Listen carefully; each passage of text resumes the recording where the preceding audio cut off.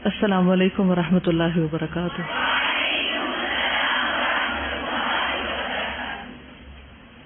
نحمده ونصلي على رسوله الكريم، اما بعد فاعوذ بالله من الشيطان الرجيم، بسم الله الرحمن الرحيم، رب اشرح لي صدري ويسر لي امري واحلل عقدة من لساني يفقهوا قولي۔ تو آپ کے شکر کا کیا حال ہے؟ شکر ہے یا شکر ہے یا شکر ہے؟ کیونکہ اس کے پروننسیشن بھی لوگوں نے مختلف بنائے ہوئے ہیں۔ اصل میں یہ شکر ہے، شکر۔ کوئی فائدہ آپ کو تجربہ کر کے، سبق پڑھ کے، کچھ عمل کر کے کوئی ہوا ہو؟ آپ اصل میں جو ہماری سوچ ہوتی ہے نا، اس کے مطابق ہماری باڈی کے جو ریئیکشنز ہوتے ہیں وہ فزیکلی بھی اور ایموشنلی بھی اور بہت اعتبار سے ہمارا جسم اس کے مطابق کام کرنے لگتا ہے۔ تو اس لیے اگر ہم شکر گزار ہوں تو ہمارا جسم بھی، اس کا روح بھی شکر گزار ہوتا ہے، اور obviously پھر جب وہ سارا جسم مل کر، روح، جسم، جان، ایموشن، ہر چیز مل کے ایک پازیٹو سائڈ پر کام کرتے ہیں تو فائدہ ہی فائدہ ہے اس میں۔ یہ کہتی ہیں کہ میری شادی کو چند ہی مہینے گزرے ہیں، شادی کے بعد سے ہی میں نے ہر چھوٹی چھوٹی نعمت، اپنے شوہر، سسرال والوں کے ایک ایک اچھے عمل اور بات کو فیل کر کے اس پر بہت شکر کیا، کئی دفعہ آنسوں اور دعاؤں کے ساتھ، اور اس شکر کا اثر میں نے اتنا زیادہ دیکھا کہ بیان نہیں کر سکتی۔ ہر آنے والے دن ان کی محبتوں اور ان کی وجہ سے میرے لیے نعمتوں میں اضافہ ہوتا جا رہا ہے۔ الحمدللہ آج میں جب اپنی ذات میں سوچتی ہوں تو کوئی محرومی نظر نہیں آتی، نعمت ہی نعمت ہے، اور یہ شکر میرے لیے نیکیوں کو اور بڑھانے کا باعث بھی بن رہا ہے۔ یہ شکر میں نے صرف دل میں ہی نہیں کیا بلکہ اپنے شوہر کو کئی بار کہہ کر انتہائی احسان مندی کا احساس دلاتے ہوئے انہیں کیا۔ وہ کبھی مذاق میں یا تنگ کرتے ہوئے کہیں بھی کہ تمہارا شوہر ایسا، تو چاہے کچھ بھی ہو میں ہمیشہ یہی کہتی کہ نہیں، الحمدللہ میرے شوہر بہت بڑی نعمت ہے اور میں ان کی ناشکری نہیں کروں گی۔ ایسا تو نہیں ہو سکتا کہ کوئی انسان بالکل ہی پرفیکٹ ہو اور اس میں کوئی خامی نہ ہو، لیکن شکر صرف وہ ادا کر سکتا ہے جو خامیوں سے زیادہ خوبیاں دیکھنے والا ہو جائے۔ جس کو کسی بھی چیز کے اندر خوبیاں نظر آنے لگے تو اس کے اندر خود بخود ایک خوشی کا احساس ہوتا ہے، اور اس کے لیے شکر ادا کرنا پھر مشکل بھی نہیں رہتا۔ دونوں ہی چیزیں ہوں گی زندگی میں، کسی بھی انسان سے آپ کا واسطہ پڑے، دونوں طرح کے معاملات ہوں گے، لیکن یا پھر آپ کی چوائس ہے کہ آپ کیا دیکھتے ہیں اس میں۔ ایک کوٹیشن تھی انگلش کی جس کا ترجمہ ہے کہ دو لوگوں نے کھڑکی سے باہر دیکھا، ایک نے ستارے دیکھے اور دوسرے نے کیچڑ کو دیکھا۔ تو یہ اپنی نظر ہے کہ انسان کس چیز کو کیسے دیکھتا ہے۔ بالکل، جب پازیٹیو اینگل ہوگا تو ہر چیز اچھی ہے۔ بالکل، اور جو ہی آپ کو ستارے نظر آئیں گے آپ کی فیلنگ بدل جائے گی، اور اگر آپ کیچڑ کو دیکھتے رہیں گے تو پھر دل میں کیچڑ ہی پیدا ہوگا۔ چلیے آج کا ہم دیکھتے ہیں انشاءاللہ۔ درود شریف پڑھیے۔ اللہم صلی علی محمد وعلی آل محمد كما صليت على إبراهيم وعلى آل إبراهيم إنك حميد مجيد اللهم بارك على محمد وعلى آل محمد كما باركت على إبراهيم وعلى آل إبراهيم۔ صفحہ نمبر 46 پر ہے العفو۔ عفو کا لفظی معنی ہوتا ہے درگزر کرنا، معاف کر دینا، سزا کو چھوڑ دینا، انتقام نہ لینا، بدلہ نہ لینا۔ قال اللہ تعالی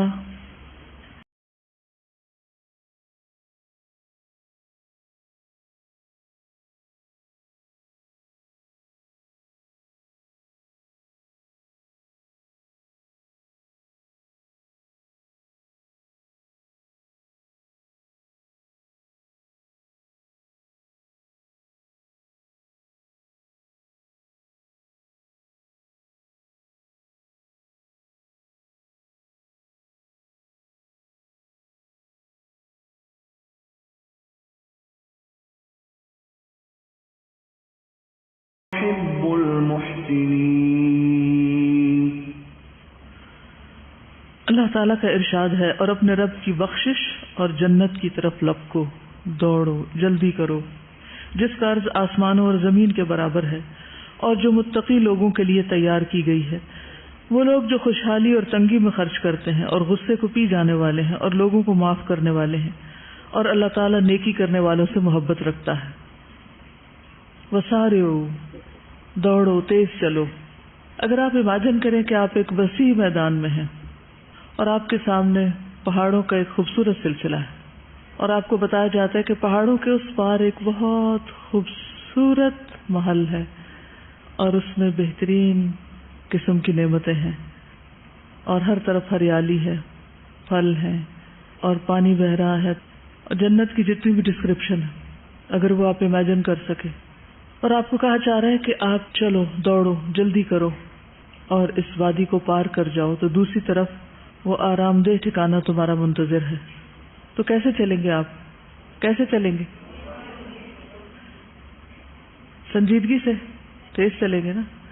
نبی صلی اللہ علیہ وسلم نے جب اپنے قوم کو ڈرایا تھا تو کیا کہا تھا صفا کی پہاڑی پر کھڑے ہو کر کہ اگر میں تم سے کہوں کہ اس پہاڑی کے پیچھے سے ایک لشکر تم پر حملہ آور ہونے والا ہے تو کیا تم میری بات مانو گے؟ تو انہوں نے کیا جواب دیا؟ ہم ضرور مانیں گے کیونکہ آپ صادق اور امین ہیں۔ تو اسی مثال سے آپ نے ان کو آخرت کے بارے میں بتایا کہ تم اللہ کو ایک مان لو ورنہ اللہ سبحانہ و تعالیٰ تم سے ناراض ہوں گے اور آخرت میں شدید پکڑ ہوگی۔ آپ نے فرمایا تھا انا النذیر العریان، میں کھلم کھلا خبردار کرنے والا ہوں۔ حقیقت یہ ہے کہ ہم اللہ کے رسول صلی اللہ علیہ وسلم کی دی ہوئی ان خبروں اور آپ کے ذریعے آئی ہوئی اس کتاب میں جو بھی جنت کی ڈسکرپشن پڑھتے ہیں وہ یوں لگتا ہے جیسے کہیں دور پار کسی جگہ کا نام ہے، پتہ نہیں اس کی کوئی حقیقت ہے بھی یا نہیں، لیکن کسی عام انسان کی دی ہوئی خبر سے کہیں زیادہ سچی ہے یہ خبر کہ اگر تم اللہ تعالیٰ کے بتائے ہوئے راستے پر چلو گے اور اسی راستے پر اور تیز تیز چلو گے اور سنجیدگی کے ساتھ اپنا سفر طے کرو گے تو یقیناً تم جنت میں جاؤ گے۔ اب آپ دیکھیے اسی مثال کو سامنے رکھ کر دیکھیے کہ آپ نے پہاڑ کے اس پار اترنا ہے جا کے، تو پہاڑ چڑھنا ایک مشکل کام ہے۔ جب مشکل پیش آتی ہے تو ہمارا رویہ کیا ہوتا ہے؟ کبھی آپ کو چلنے کا اتفاق ہوا کسی گروپ میں لوگوں کے ساتھ مل کر اکٹھے؟ کہاں چلی آپ؟ ایک آغان گئی تھی تو وہاں پر بہت ان کو چلنا پڑا تھا، پہاڑوں پہ چلنا پڑا ہوگا۔ کیا دیکھنے کے لیے چل رہی تھی آپ؟ ہائیسٹ پوائنٹ تھا، وہاں تک جانا تھا ان کو۔ اور کوئی کبھی چلا ہو؟ ہاسٹل کی سیڑھیاں پہاڑ سے کم نہیں، 3 منزلیں چڑھنا، بہت قریب کی مثال لائیں۔ اچھا ہوتا کیا ہے کہ جب ہم چڑھ رہے ہوتے ہیں تو آبویسلی کبھی تھکے ہوئے بھی ہوتے ہیں، کبھی نیند آتی ہے، کبھی بھوکے ہوتے ہیں، کبھی جلدی میں ہوتے ہیں اور وہ ختم ہونے کا نام نہیں لے رہی ہوتی اور چڑھ رہے ہیں اور چڑھ رہے ہیں اور چڑھ رہے ہیں اور چل رہے ہیں اور چل رہے ہیں چل رہے ہیں، تو اس وقت ہمارا حال کیا ہوتا ہے؟ ہماری کیفیت کیا ہوتی ہے؟ بس کسی بھی طرح پہنچ جائیں۔ اور عموماً یہ ہوتا ہے کہ جب لوگ بھوکے ہوں اور تھکے ہوئے ہوں تو پھر وہ ایک دوسرے سے بھی الجھتے ہیں۔ اسی طرح بعض لوگ گاؤں وغیرہ میں رہتے ہیں تو بسیں وہاں نہیں جاتی، بس ایک خاص پوائنٹ پہ اتار دیتی ہے، اس کے بعد ان کو اپنے گھر تک پیدل چل کے جانا ہوتا ہے۔ تو اس راستے میں بھی آپ دیکھیں کہ انہیں پتا ہوتا ہے کہ گھر جانا ہے تو وہ راستے میں آرام کرنے نہیں بیٹھ جاتے، وہ چلتے چلے جاتے ہیں حتیٰ کہ گھر پہنچ جائیں، ہر راستے میں کتنی بھی مشکلات کیوں نہ پیش آئیں، وہ رکتے نہیں ہیں۔ تو ہمیں بھی کیا کرنا ہے؟ اللہ سبحانہ و تعالیٰ کے بتائے ہوئے راستے پر چلتے جانا ہے۔ وَسَارِعُوا، دوڑ کے چلو، اِلَىٰ مَغْفِرَةٍ مِّن رَبِّكُمْ، اپنے رب کی بخشش کی طرف، وَجَنَّةٍ، اور جنت کی طرف، عَرْضُهَا السَّمَاوَاتُ وَالْأَرْضُ، اتنی بڑی ہے جنت کہ جس کی وڈتھ تھی یا اس کا عرض آسمان و زمین برابر ہے۔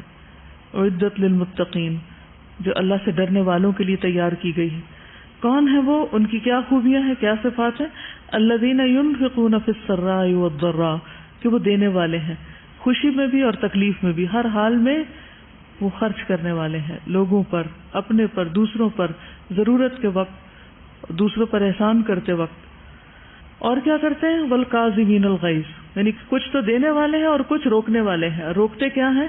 غصے کو روکنے والے ہیں، اور صرف غصہ ہی نہیں روک کے رکھتے، اپنے اندر ہی نہیں بھر کے رکھتے، بلکہ دے لیٹ اٹ گو، والعافین عن الناس، وہ لوگوں کو معاف کرنے والے ہیں۔ واللہ یحب المحسنین، اللہ محسنین سے محبت کرتا ہے۔ تو ایسے لوگ متقین بھی ہیں اور محسنین بھی ہیں اور اللہ سبحانہ وتعالیٰ کی محبت کے مستحق بھی ہیں۔ صرف 3 باتیں یہاں کہی گئی ہیں، ایک انفاق اور ایک غصے کو روکنا اور تیسرا لوگوں کو معاف کر دینا۔ کسی کو معاف کرنے کی ضرورت کب پیش آتی؟ جب کوئی غلطی کرتا ہے۔ ایسا تو نہیں ہوتا کہ آپ سے اچھا کرے اور آپ کو میں تو معاف کیا تمہیں، یہ تو نہیں ہوتا نا۔ تو اس کا مطلب یہ ہے کہ لوگ آپ سے زیادتی کریں گے، لوگ آپ کے ساتھ غلط کریں گے، لوگ آپ کو ناراض کریں گے، لوگ آپ کو غصہ دلائیں گے، لوگ آپ سے ناجائز فرمائشیں کریں گے، تو ایسے مواقع پر کیا کرنا ہے؟ خواہ غصہ آئے یا نہ آئے، خواہ دل چاہے یا نہ چاہے، اللہ سبحانہ وتعالیٰ کی محبت حاصل کرنے کے لیے کیا کرنا ہے؟ معاف کر دینا ہے، درگزر کرنا ہے۔ کیوں؟ اس لیے کہ جب انسان معاف کر دیتا ہے تو معاملہ ختم ہو جاتا ہے، جھگڑا ختم ہو جاتا ہے، دل صاف ہو جاتے ہیں، بوجھ اتر جاتے ہیں۔ اور اگر انسان معاف نہیں کرتا، بدلہ لینے اور انتقام لینے پر ہی ٹھن جاتا ہے، تو اس میں دو احتمال ہوتے ہیں۔ ایک تو یہ ہے کہ بہت ممکن ہے کہ انسان زیادتی کر بیٹھے بدلہ لیتے لیتے، کیونکہ خصوصاً جب غصے میں ہوتا ہے انسان اور بدلہ لینے پہ تل جاتا ہے، تو پھر کیا صرف اس حد پہ رکتا ہے جہاں اس کو رک جانا چاہیے؟ کیا کرتا ہے؟ زیادتی کر جاتا ہے۔ اب جو ہی وہ زیادتی کرے تو وہ ظالم ہو گیا۔ دوسری چیز کیا ہے کہ جب انسان انتقام لیتا ہے، بدلہ لیتا ہے، تو اس سے دوسرے کے دل میں ایک بغض اور ایک نفرت پیدا ہو جاتی۔ ہاں وہی ظالم ہوتا ہے، وہی غلط کار ہوتا ہے، لیکن آپ کے اس رویے کی وجہ سے وہ مسئلہ ختم نہیں ہوتا، وہ مسئلہ بڑھ جاتا ہے۔ وہ ناراضگیاں مدتوں تک بڑھی رہتی ہیں، یعنی پکی ہو جاتی ہیں، اور انسان کی زندگی پھر صرف اسی تانے بانے میں گزر جاتی کہ اس نے کیا کیا اور میں نے کیا کیا۔ تانا بانے اسی کو کہتے ہیں نا، کہ اس نے کیا کیا، میں نے کیا کیا، اب اس کے ساتھ کیا کرنا ہے، اس کے ساتھ کیا کرنا ہے، اور اس کا بدلہ کیسے لینا ہے، اب اس نے مجھے یہ کہا ہے تو میں نے اس کا جواب کیسے دینا ہے۔ اور بعض اوقات ہم غصے میں جواب دے دیتے ہیں، بعض اوقات ہم سوچنے میں وقت لگا دیتے ہیں کہ کیا جواب دوں کہ دوسرا تل ملا کے رہ جائے، تڑپ اٹھے، جیسے اس نے میرے ساتھ کیا میں اس سے زیادہ اس کو مزہ چکھا دوں۔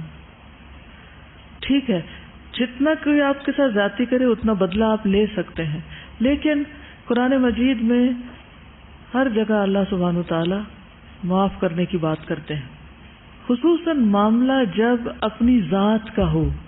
ہاں اللہ کے دین کی حدیں کوئی توڑ رہا ہو، ان کو پامال کر رہا ہو، تو اللہ کی خاطر اس سے بدلہ لیا جا سکتا ہے، اس کو اس برائی سے روکا جائے گا، زیادتی سے روکا جائے گا، اس اگریشن کو ختم کیا جائے گا۔ لیکن جہاں تک معاف کرنے کا تعلق ہے تو یہ خاص طور پر اپنی ذات کے لیے جو بدلہ لینا ہے، اس میں نبی صلی اللہ علیہ وسلم کا اپنا طریقہ بھی یہی تھا اور آپ کی تعلیم بھی یہی ہے۔ ٹھیک ہے، اور بہت دفعہ ایسا بھی ہوا کہ آپ نے دین کے دشمنوں کو بھی معاف کیا جہاں معاف کرنا فائدہ مند تھا۔ مثلا فتح مکہ کے موقع پر آپ نے کیا کیا؟ وہ لوگ جنہوں نے آپ کو مکہ سے نکالا تھا ان کے ساتھ آپ نے کیا سلوک کیا؟ کیا کہا؟ لا تثریب علیکم اليوم اذهبوا انتم الطلقاء یغفر اللہ لنا ولکم، جاؤ تم سب آزاد ہو، آج تم پر کوئی مواخذہ نہیں، اللہ ہمیں بھی معاف کر دے، تم کو بھی معاف کر دے۔ اور کوئی واقعہ سیرت کا یاد کریں، کس موقع پر آپ نے معاف کیا؟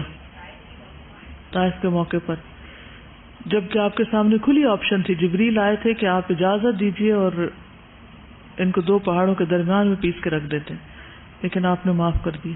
اس کا نتیجہ کیا نکلا کہ ان کی اولادوں میں سے بہت سارے لوگ پھر دین کے مددگار بنے۔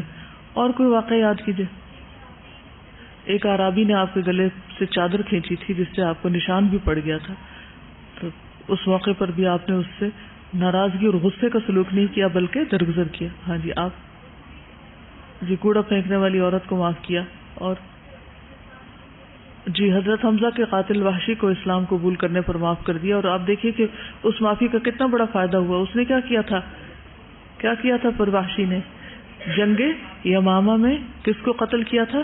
مسلمہ کذاب کو، اسلام کے بہت بڑے دشمن کو، کیونکہ وہ بہت زبردست نشانہ باز تھا، اس کا نشانہ بہت ایکوریٹ تھا، جو کام وہ کر سکتا تھا وہ کوئی اور نہیں کر سکتا تھا۔ آرام فرما رہے تھے درخت کے نیچے تو ایک شخص نے آپ کی تلوار اٹھا لی اور آپ کے ساتھ جو معاملہ کیا، اس موقع پر بھی آپ نے اس کو معاف کر دیا جبکہ آپ اس پر پوری طرح قابو پا چکے تھے۔ اور کوئی واقعہ؟ جی اونٹ پر سے گرا دیا گیا تھا حضرت زینب کو، تو ان کو بھی معاف کیا۔ اور غزوہ احد کے موقع پر تو آپ کے ساتھیوں نے جو آپ کی بات نہیں مانی تھی، جس کی وجہ سے فتح شکست میں بدل گئی تھی، اور یہ بہت بڑا لاس ہوا تھا مسلمانوں کا، اور بہت زیادہ غصہ دلانے والی بات تھی کہ آپ کا حکم نہیں مانا گیا تھا، آپ کی انسٹرکشنز کو فالو نہیں کیا گیا تھا، لیکن اس کے باوجود اللہ سبحانہ وتعالیٰ نے کیا حکم دیا؟ فاعف عنہم واستغفر لہم وشاورہم فی الامر. ہند کو معاف کر دیا تھا. اور شابش عبداللہ بن ابی کو، یعنی جس نے ساری زندگی آپ کو تکلیف دی تھی، آخر میں جب اس کے بیٹے نے کہا کہ ان کا جنازہ پڑھا دے تو آپ اس کے لیے بھی تیار ہو گئے تھے اور اپنا کرتا اس کو دے دیا، حالانکہ آپ کو پتا تھا کہ وہ منافق ہے اور آپ کا دشمن ہے. سراقہ جب قتل کی نیت سے آیا تھا ہجرت مدینہ کے راستے میں، اس کو معاف کر دیا، اس کو جانے دیا اور خوشخبریوں کے ساتھ بھیجا. واقعہ عفق پر جب حضرت عائشہ پر الزام لگا تھا، اس وقت نہ صرف یہ نبی صلی اللہ علیہ وسلم بلکہ حضرت ابوبکر رضی اللہ تعالیٰ عنہ نے الزام لگانے والے کا وظیفہ دگنا کر دیا، کیونکہ اللہ تعالیٰ نے فرمایا کہ الا تحبون ان یغفر اللہ لکم. کتنے ڈھیر سارے واقعات ہیں. ہم ذرا اپنی زندگی کے واقعات سوچیں، یعنی جتنی مثالیں آپ نے سنی، ابھی اس کے علاوہ بھی بہت ہیں. آپ نے اتنے لوگوں کو معاف کیا. سیرت میں سے تو ہم مثالیں چن لیتے ہیں لیکن اپنی زندگی میں کچھ نہیں ہے ہمارے پاس. اور ابو سفیان کو معاف کر دیا. اور غزوہ حنین میں کیا ہوا تھا؟ آپ کے پاس کتنے قیدی لائے گئے تھے؟ 6000. شابش، 6000 قیدی لائے گئے تھے آپ کے پاس، اور آپ نے ان کو فدیے کے بغیر چھوڑ دیا تھا. اور صلح حدیبیہ کے موقع پہ کیا ہوا تھا؟ جب تنیم کی طرف سے کچھ لوگوں نے مسلمانوں کے اوپر حملہ کرنے کی کوشش کی اور وہ سارے پکڑے گئے، ان سب کو بھی معاف کر دیا. یعنی کوئی واقعہ اور کوئی موقع ایسا نہیں جاتا کہ جہاں معاف کرنے کی بے شمار مثالیں سیرت میں نہ ملتی. ہم آپ کی امت ہیں. ہم اپنے گھر والوں کے ساتھ، اپنے دوستوں کے ساتھ، اپنے رشتہ داروں کے ساتھ کیسا معاملہ کرتے اور کیسا سلوک کرتے ہیں. سوچئے آپ کی زندگی میں کون سے جھگڑے لامتناہی ہیں، ان اینڈنگ فساد جس کے کوئی انتہائی نہیں، خاتمہ ہی نہیں، کیونکہ آپ آگ ٹھنڈی ہونے ہی نہیں دیتے. ہمارا خیال یہ ہوتا ہے کہ اگر ہم نے کسی کو معاف کر دیا تو ہمارے سر چڑھ جائے گا. نبی صلی اللہ علیہ وسلم کو اس بات کا کوئی خوف نہیں تھا، کیونکہ اللہ سبحانہ وتعالیٰ فرماتے ادفع بالتی ہی احسن فاذا الذی بینک وبینہ عداوۃ کأنہ ولی حمیم. تو جنت کس کے لیے تیار کی گئی ہے؟ متقین اور محسنین کے لیے. محسنین کون ہوتے ہیں؟ جو احسان کرنے والے. اور احسان کیا ہوتا ہے؟ بدلے میں نیکی نہیں، وہ تو ہے ہی. جب کوئی برا کرے تو آپ اچھا کرنے والے. مثلا آپ گھر جاتے ہیں، آپ کا چھوٹا بھائی آپ کے جانے سے پہلے آپ کا بستر خراب کر چکا ہے، کوئی چیز پڑی تھی اس نے اس پہ گرا دی، کوئی آپ چیز کھانے کی رکھ کے آئے تھے وہ کھا گیا. کیا کریں گے گھر جا کے؟ آپ دروازہ بند کر کے اس کی خوب پٹائی کریں گے، اس کو سبق سکھاؤں آئندہ ایسا نہ کرے. اس سچویشن کو کیسے ڈیل کر سکتے ہیں آپ؟ کئی دفعہ اپنے بچے، کبھی چھوٹے بہن بھائی ایسا کرتے ہیں. کیا کرنا چاہیے؟ کیونکہ کچھ بچے انتہائی شرارتی ہوتے ہیں اور بیچارے مار کھا کھا کے، ڈانٹ کھا کھا کے اتنے ڈھیٹ ہو چکے ہوتے ہیں کہ انہیں اس سے بھی فرق نہیں پڑتا کہ انہیں معاف کیا گیا یا انہیں سزا ملی، دونوں ہی برابر ہوتے ہیں ان کے لیے. لیکن ان کو تمیز کیسے سکھائی جائے گی؟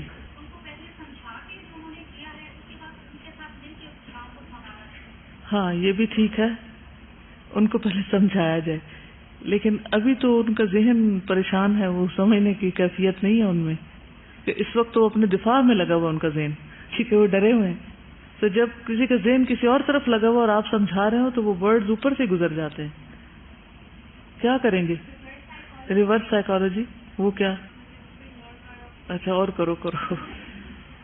سب سے پہلے جو آسان طریقہ ہوتا ہے، سب سے پہلے معاملے کی حقیقت معلوم کی جائے کہ ہوا کیا تھا. کیونکہ بعض اوقات ہم صرف اتنی معلومات کافی سمجھتے ہیں کہ فلاں نے کیا تھا، یہ نہیں جاننا چاہتے کہ کیوں کیا تھا، ہوا کیا وجہ بنی. کیونکہ بعض اوقات جب اکیلے ہوتے ہیں نا بچے، وہ کچھ نہیں کرتے، لیکن گھر میں کوئی اور بچہ آ جائے تو اس کے ساتھ مل کے شرارتیں کرتے ہیں، پھر وہ ایک دوسرے کو بلیم کرنے لگتے ہیں. تو سب سے پہلے انہی سے پوچھنا چاہیے کہ یہ کیا ہوا ہے، اور اس کے لیے آپ کو اپنا غصہ کنٹرول کرنا پڑے گا. اگر آپ غصے میں پوچھیں گے نا کہ یہ کیا کیا تم نے، یہ کیوں کیا تم نے، تو کیا صحیح جواب ملے گا؟ نہیں ملے گا.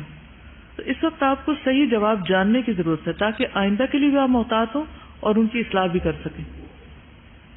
ہو سکتا ہے کہ کسی نے ان سے کہا کہ فلاں چیز اتار کے لاؤ اور اتارتے اتارتے ان سے گر گئی ہو، یہ بھی ہو سکتا نا.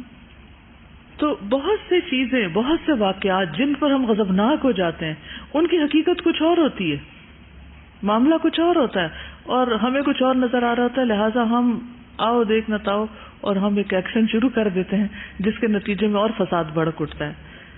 تو اس لیے کبھی بھی اگر آپ یہ سلجھانا چاہیں، بچوں کی اصلاح کرنا چاہیں، تو پہلے معلوم کریں کہ اس نے کیا کیوں، اور پھر اس کے بعد ان سے کہیں کہ اب یہ ٹھیک کیسے ہوگا. انہی سے پوچھیں اب اسے کیسے ٹھیک کریں گے، تو وہ بتائیں گے اس کو دھو لیتے ہیں. تو ان سے کہے چلے دھوئیں، آئیں دھوتے ہیں اس کو. اب جب ان سے آپ سارا ریوائنڈ کرائیں گے، سب کچھ ان سے ٹھیک کرائیں گے، ان سے دھلوائیں گے، ان کو کام لگائیں گے، تو پھر آئندہ سے سوچ سمجھ کے کریں گے. اچھا مائیں کیا ہوتی ہیں؟ غضبناک ہو کے خوب غصہ نکال کے ٹھنڈی ہو جاتی ہے اور اس کے بعد سارا کام خود کرتی ہیں، اور بچے کو کوئی نصیحت نہیں ہوتی، کیونکہ انہیں اتنی تیزی سے بولے ہوئے نصیحت کے الفاظ پوری طرح سمجھ بھی نہیں آتے کہ کہا کیا گیا، کیونکہ ہم اپنی سپیڈ پہ بولتے ہیں. ہم یہ نہیں دیکھتے کہ اس وقت بچے کا لیول کیا ہے، اس کو کس رفتار سے گفتگو کا فائدہ ہوگا. اس کے نتیجے میں وہ کبھی نہیں سمجھتے. اور میں نے اکثر دیکھا کہ ماں اور بچوں کے درمیان ایک جنگ چل رہی ہوتی ہے. وہ ایک چیز یہاں رکھتے ہیں، وہ وہاں سے اٹھا لیتے ہیں، وہاں پکڑ لیتے ہیں، ہر وقت روک ٹوک، ادھر نہ جاؤ، وہ نہ کرو، یہ نہ کرو، وہ نہ کرو. بس اسی میں ان کی زندگی کھپ جاتی، اور وہ ایک دن ان کو تمیز نہیں سکھا پاتی کہ کس طرح اس بچے کو سمجھایا جائے کہ یہ نہیں کرنا، تاکہ وہ چیز وہیں ہو اور بچہ وہ نہیں کرے جو اسے نہیں کرنا چاہیے. کیونکہ اس کو ایکسپلور کرنا ہے، بعض چیزوں کو ڈھونڈنا بھی ہے، تجسس بھی ہے اس کے اندر.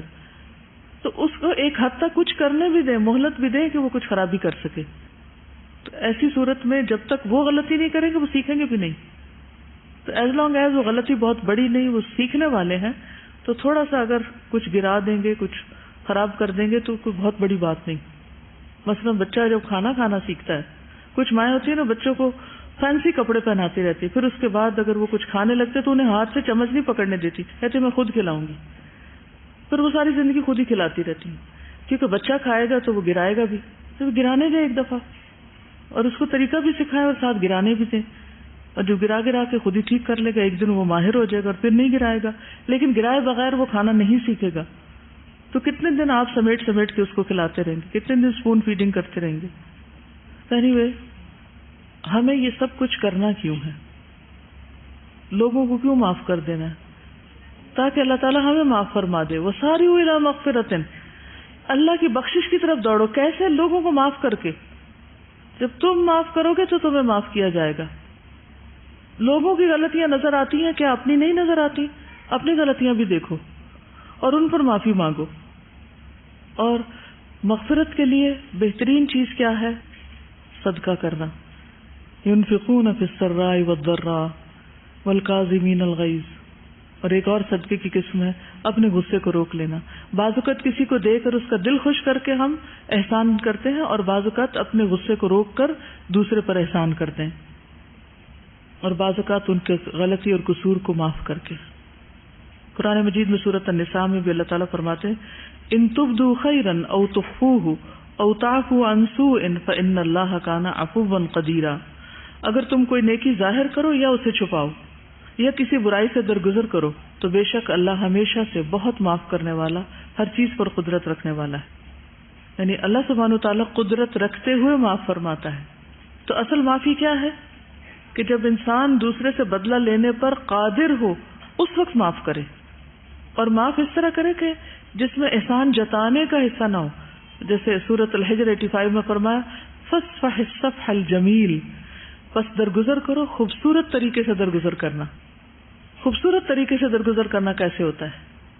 خوبصورتی سے درگزر کرنا کہ آپ کے سینے میں آگ لگی ہوئی ہے لیکن آپ کے چہرے پر مسکراہٹ ہے. جیسے یوسف علیہ السلام نے اپنے بھائیوں کو معاف کیا اور ان کی غلطی کا عذر تلاش کر کے دیا کہ دوسرے نے غلطی کی ہے تو اس کی کوئی وجہ ہے. شیطان نے بھلوا دیا، شیطان نے فساد ڈلوا دیا، کئی ایک چیزیں ہو سکتی، کیونکہ ہم دوسرے کو مارجن نہیں دیتے غلطی کرنے کا، یا کر لے تو اس کی وجہ ہمیں نہیں نظر آتی کہ اس نے کیوں کی. اور پھر ان سب چیزوں کو کرنا کیوں؟ ان سب چیزوں کو کیوں کرنا؟ کس کے لیے کرنا؟ اللہ سبحانہ و تعالیٰ کے لیے. ٹھیک ہے، کیونکہ اس کا بدلہ ہمیں اللہ سے چاہیے. اور وہ کیا ہے؟ کیا چاہیے؟ معاف کر کے، صدقہ کر کے، غصہ کنٹرول کر کے، درگزر کر کے، چاہیے کیا؟ ان سب چیزوں کو نکال کے چاہیے کیا؟ اللہ کی محبت. واللہ یحب المحسنین. اللہ کی محبت مل جائے گی اور مغفرت، جس کے لیے آپ دوڑ رہے ہیں وہ آپ کے نصیب میں ہوگا.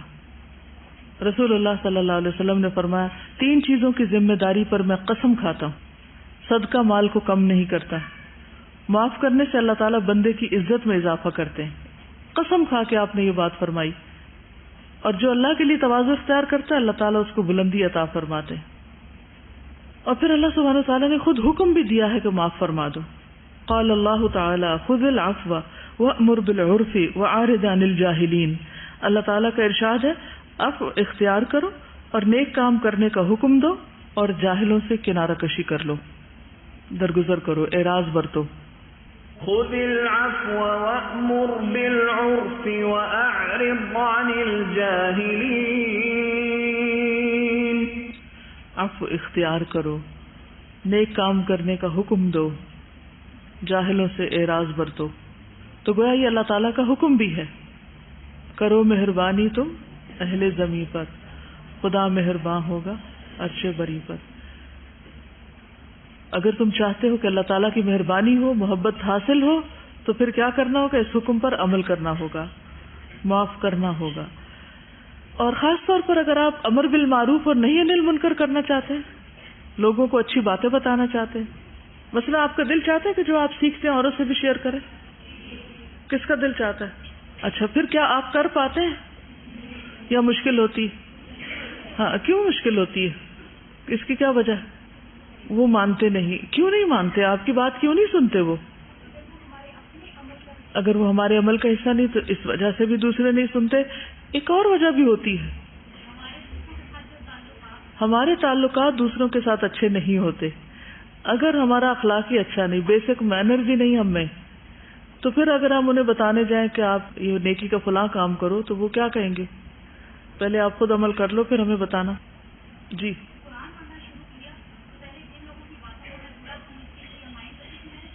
دل سے نکالا. بالکل، آپ قرآن مجید پڑھنے جا رہے ہوں یا پڑھانے جا رہے ہوں، پہلے اپنے دلوں کو صاف کر لیں، ورنہ قرآن کا نور جو ہے وہ اندر نہیں آتا، اور اگر اندر نہیں تو وہ آپ پھیلا نہیں سکتے.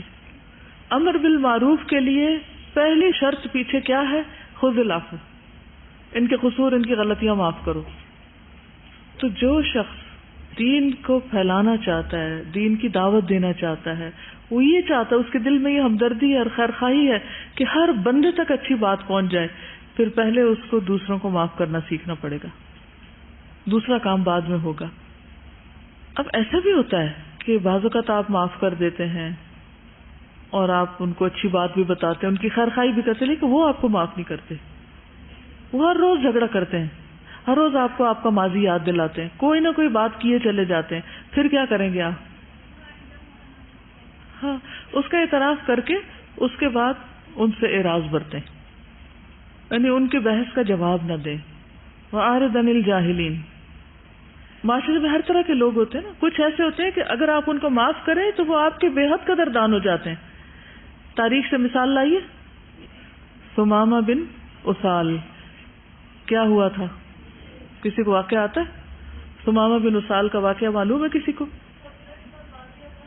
مسلمانوں نے ان کو پلر کے ساتھ باندھ دیا تھا مسجد میں، کہ مطلب ان کے جو پکڑے گئے تھے نا. تو پھر نبی صلی اللہ علیہ وسلم آتے تھے روز، ان سے پوچھتے تھے کہ کیا ارادہ ہے تمہارا، تو وہ کہتے تھے کہ میں جو وہ بڑا سردار ہوں، اگر مجھے معاف کر دو گے تو تمہارا ہی فائدہ ہے، اور اگر مال چاہتے تو مال دیتا ہوں. مال چاہے تو مال دے دیتے ہیں، اور اگر آپ معاف کر دیں تو ایسے شخص کو معاف کریں گے جو احسان کا بدلہ دینا جانتا ہے. تو 3 دن اس طرح ہی ہوتا رہا. پھر تیسرے دن نبی صلی اللہ علیہ وسلم نے یہی سوال کیا، انہوں نے یہ جواب دیا، انہوں نے کہا اس کو کھول دو. تو وہ گئے اور جا کے غسل کر کے آئے اور اسلام قبول کیا. مثلا اگر آپ کی اپنے بھائی کے ساتھ لڑائی ہے اور وہ ختم ہونے کا نام ہی نہیں لے رہی، تو کیا آپ اس کو قرآن مجید پڑھنے کی محبت دلا سکتے ہیں؟ نہیں نا، نہیں ہو سکتا. تو پہلے یہ خاندانی جھگڑے، لڑائیاں، آپس کی کھینچا تانی، بد اخلاقی، بد مزاجی اور تناؤ، اس کو ختم کرنا پڑے گا. اور یک طرفہ طور پر ان سے توقع نہ رکھیں، آپ پہل کریں. اور جب آپ کر لیں گے تو انشاءاللہ اللہ سبحانہ و تعالیٰ آپ کی بات میں اثر ڈال دے گا. آپ کے لیے دلوں کو کھول دے گا. جب آپ اپنا دل کھلا کریں گے نا تو لوگوں کے دل آپ کے لیے کھل جائیں گے, پھر آسانیاں ہو جائیں گی. لیکن کچھ لوگ پھر بھی ایسے ہوتے ہیں کہ آپ ان پر احسان کریں, وہ احسان مانتے نہیں, وہ کچھ نہ کچھ یعنی کہ تانے طنز اور ٹانٹ کرتے رہتے ہیں, ٹیز کرتے رہتے ہیں, کسی نہ کسی طرح آپ کو تنگ کرتے ہی رہتے ہیں. تو ان باتوں کو کوئی جواب نہیں ہوتا. آپ یہ کہا کریں کہ یہ اپنی عادت سے مجبور ہیں, انہوں نے تو کرنا ہی ہے, ان کا کھانا نہیں ہضم ہوتا جب تک یہ اس طرح کی باتیں نہ کر لیں, یہ ان کی عادت ہے. بس اس کو ایکسپٹ کر لیں کہ یہ اس کی عادت ہے, اس نے کرنا, آپ اپنے کان بند کر لیا کریں. اعراض کا مطلب یہ نہیں ہوتا کہ منہ ادھر کر لیں, کبھی وہ بھی کرنا پڑتا ہے. اس کا مطلب یہ ہے کہ آپ سنی انسنی کر دیں, فضول باتوں پہ پھر توجہ نہ دیں, ان کو بہت قابل توجہ نہ سمجھیں, غور نہ کریں ان پر اور ان کو لے کے نہ بیٹھ رہے. دیکھیے کچھ لوگ ہوتے ہیں بس انہوں نے بولنا ہوتا ہے, وہ کچھ بھی بولنا ہوتا ہے, اور وہ بول کر بھول جاتے ہیں کہ انہوں نے کیا بولا تھا. تو آپ کو کیا کرنا چاہیے؟ لے کے بیٹھ جانا چاہیے. انہیں تو بھول گیا اور آپ لے کے بیٹھے ہیں اس کو, آپ کو بھی چھوڑ دینا چاہیے. اور کچھ لوگ ان کی کتنی بھی تربیت کر لیں, ان کو کتنا بھی اخلاق سکھا لیں, ان کے ساتھ کتنا بھی احسان کر لیں, ان میں کوئی خاص فرق نہیں پڑتا. تو پھر کیا کریں؟ تو جیسے قرآن مجید میں آتا ہے وَجَعَلْنَا بَعْضَكُمْ لِبَعْضٍ فِتْنَةً أَتَصْبِرُونَ, کہ ہم نے تم میں سے بعض کو بعض کے لیے آزمائش بنا دیا ہے, کیا تم صبر کرو گے؟ تو وہاں پر شکر نہیں, صبر, اور صبر کے بعد شکر, کیونکہ شکر کرنے کے لیے پہلے صبر کرنا پڑتا ہے. اگر کوئی کہے نا کہ شکر اور صبر میں سے پہلے کیا ہے, اگر آپ صبر نہیں کریں گے تو شکر نہیں ادا ہو سکتا. تو دوسرے کے تکلیف دہ رویے اور تکلیف دہ باتوں پر پہلے آپ صبر کر لیں اور اس کے بعد آپ پھر شکر ادا کریں. وہ نعمتیں دیکھیں جو اللہ نے آپ کو دی. اللہ تعالیٰ نے آپ کو یہ حکم دیا تھا کہ خذ العفو, کہ آپ ان مشرکین کو معاف کر دیں, درگزر سے کام لیں. 10 سال تک آپ نے ان سے سر پہ نظر رکھا, کچھ نہیں کہا ان کو, حتیٰ کہ خود ہی ہجرت کر گئے. خذ العفو ایک اور معنی بھی ہے کہ لوگوں کے معاملات کا تجسس نہ کرو, ان کے پیچھے نہ پڑو, اور جب ان سے معاملہ ہو اور ان کی طرف سے کوئی تکلیف پہنچے تو اس سے درگزر کر جاؤ. اگلی آیت ہے وَلَمَنْ صَبَرَ وَغَفَرَ إِنَّ ذَلِكَ لَمِنْ عَزْمِ الْأُمُورِ. اللہ تعالیٰ کا ارشاد ہے البتہ جس نے صبر کیا اور معاف کیا تو بے شک یہ بڑے عزم والے کاموں میں سے ہے, یعنی آسان نہیں ہے. وَلَمَنْ صَبَرَ وَغَفَرَ إِنَّ ذَلِكَ لَمِنْ عَزْمِ الْأُمُورِ. بڑی ہمت اور ارادے کی بات ہے. وہ کیسے؟ کوئی مثال سے سمجھائے گا مجھے؟ ہوتا پتہ کیا ہے, جب آپ کی کسی کے ساتھ لڑائی ہوتی ہے یا کوئی تعلقات خراب ہوتے ہیں نا, تو آپ سوچتے ہیں کہ اچھا میں اس کو معاف کر دوں, پھر تھوڑی دیر دل میں کیا آتا ہے, نہیں اس نے تو میرے ساتھ یہ کیا تھا, میں معاف نہیں کر سکتا. پھر آپ تھوڑا اور ہمت باندھتے, پھر کوئی بات ہو جاتی ہے, پھر آپ کہتے ہیں کوئی فائدہ نہیں. تو وہ ڈاواں ڈول ہونے کی کیفیت جو ہے وہ آپ کو بڑی نیکی کمانے نہیں دیتی. تو جس شخص کے اندر واقعی عزم ہوگا, ڈٹرمینیشن ہوگی, وہی یہ کر پائے گا. اور ڈٹرمینیشن کیسے آتی کہ مجھے ان سب چیزوں کے ذریعے جنت حاصل کرنی ہے, بخشش حاصل کرنی ہے, اللہ کی محبت حاصل کرنی ہے. پھر ایسا شخص کر جائے گا, پھر اس کے لیے مشکل نہیں. السلام علیکم استاذہ. ایکچولی کل میں جب یہاں سے گئی ہوں شکر گزاری کا سن کے تو کوسچن مارکس ذہن میں تھا, all the time it was there, کہ شکر گزاری ہر صورت میں آپ کو شوہر کی کرنی ہے, مطلب ہسبینڈ کی, چاہے جیسا بھی ہو. تو وہ میں سوچی تھی کہ جیسے ہماری سوسائٹی میں موسٹلی جو مرد ہوتے ہیں وہ عورتوں کو they keep on pushing them back all the time نا, مطلب یا تو ٹانٹنگ کر رہے ہیں یا کرٹیسائز کر رہے ہیں یا سم تھنگ لائک دیٹ. تو لائک شکر گزاری is something which is coming from your inside, right, it's not from the outside, ٹھیک ہے نا. تو میں یہی سوچی سارا ٹائم کیسے شکر گزاری پیدا. تو آج میں نے جب یہ شروع کیا اپنے ٹاپک تو مجھے جواب مل گیا کہ یہ کرنا ہے, کیونکہ اس کے بغیر شکر بھی ادا نہیں ہو سکتا نا. مجھے ایک بات نہیں سمجھ میں آ رہی کہ جس طرح کوئی ہمارے ساتھ کچھ بھی ہوتا ہے تو فوری طور پہ ہم شکل سے یا ریاکشن ایسا نہیں شو کر رہے ہوتے, لیکن اندر سے وہ نہیں جا رہا ہوتا. تو اس کیس میں کیا مطلب ہوتا ہے؟ اس کو کنٹرول کریں تو ہر ابلتا پانی تھوڑی دیر میں ٹھنڈا ہو جاتا ہے. تو ہمارے اندر کی کیفیت بھی تھوڑی دیر میں ٹھیک ہو جائے گی. فوری ریاکشن نہ کریں, پرومپٹ ریاکشن نہیں. تو مجھے جس چیز نے بہت فائدہ دیا وہ یہ کہ یہ اللہ تعالیٰ نے مجھے اجر کمانے کا ایک بہترین موقع دیا ہے, اور اگر میں گنوا دوں، اور اس میں جو خاص طور پہ صبر کی قرآن مجید میں صفت آئی ہے نا کہ وما یلقاها الا ذو حظ عظیم، کہ خوش نصیب لوگوں کو یہ حاصل ہوتا ہے. پچھلے دنوں ایسا ہی کچھ واقعہ ہوا کہ کسی نے کچھ غلط کیا، پھر ان سے ہمارا گھر چھوڑنا تھا، تو میں نے سوچا کہ اس کو کچھ دے کر رخصت کروں. تو الحمدللہ اللہ تعالیٰ نے توفیق دی. تو میرے ہسبینڈ کہنے لگے کہ یہ کیا؟ تو میں نے کہا کہ وہ کہا نا کہ امساکم بالمعروف و تسریحم باحسان حقا علی المحسنین، تو یہ حق ہے احسان. تو ہمیں اگر اللہ تعالیٰ محسنین میں شامل کر لے اس وجہ سے تو کیا برا ہے؟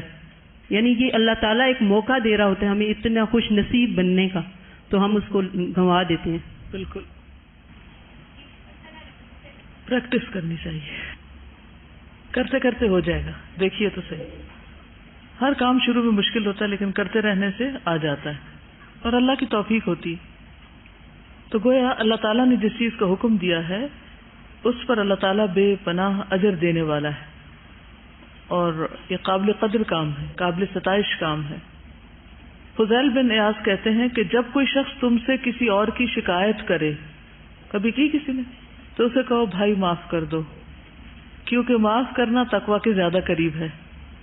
اگر وہ کہے میرا دل معاف نہیں کر سکتا لیکن میں بدلہ لوں گا جیسے اللہ نے مجھے حکم دیا، تو پھر کہو کہ بدلہ لے لو بدلہ، لیکن اس صورت میں کہ کہیں تم آگے نہ بڑھ جاؤ، ورنہ معافی کے دروازے کی طرف لوٹ جاؤ. یعنی واپس پلٹو اور معاف کر دو، کیونکہ یہ دروازہ بہت وسعت والا ہے، اور جو معاف کر دے اور اصلاح کر لے تو اس کا اجر اللہ کے ذمہ ہے. معاف کرنے والا تو آرام سے میٹھی نیند سو جاتا ہے، اور بدلے لینے والا دن رات متفکر رہتا ہے، جوڑ توڑ سوچتا رہتا ہے. تو یہ فضیل بن ایاز کا قول تھا. کیا کرنا؟ نمبر 1، کوئی شکایت لے کر آئے تو کیا کہنا ہے؟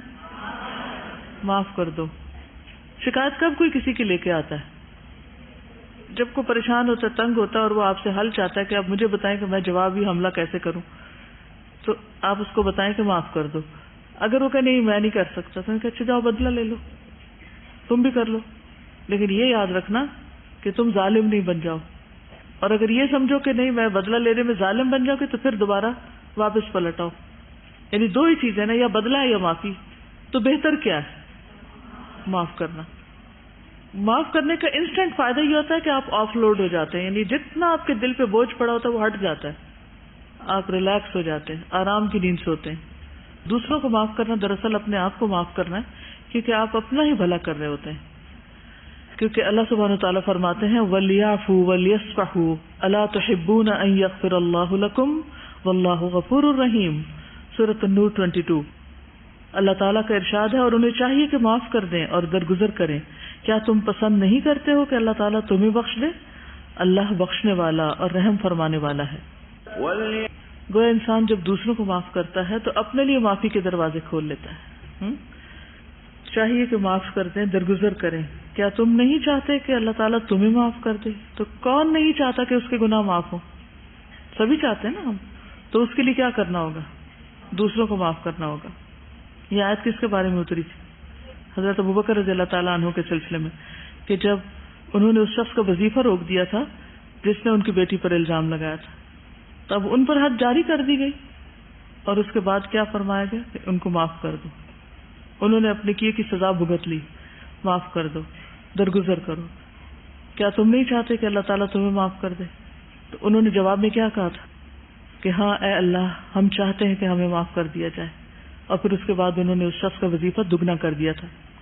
تو جب کسی کو معاف کرنے کو دل نہ چاہے تو کیا سوچنا چاہیے کہ یہ وہ چیز ہے جو ہمیں خود بھی چاہیے، تو اگر ہم کسی کو نہیں دیں گے تو ہمیں بھی نہیں ملے گی، تو پھر معاف کرنا آسان ہو جائے گا. ایک اور چیز جو بہت فائدے کی ہے وہ یہ کہ جب کسی کے خلاف غصہ آ رہا ہو اور دل بہت پریشان ہو تو اس کے لیے دعا شروع کر دیں. اور جب دعا کریں گے تو اس کے رویے میں بھی تبدیلی آئے، کیونکہ آپ اس وقت اس پر احسان کر رہے ہیں اور آپ کو اپنا دل بھی ٹھنڈا ہونے لگے گا.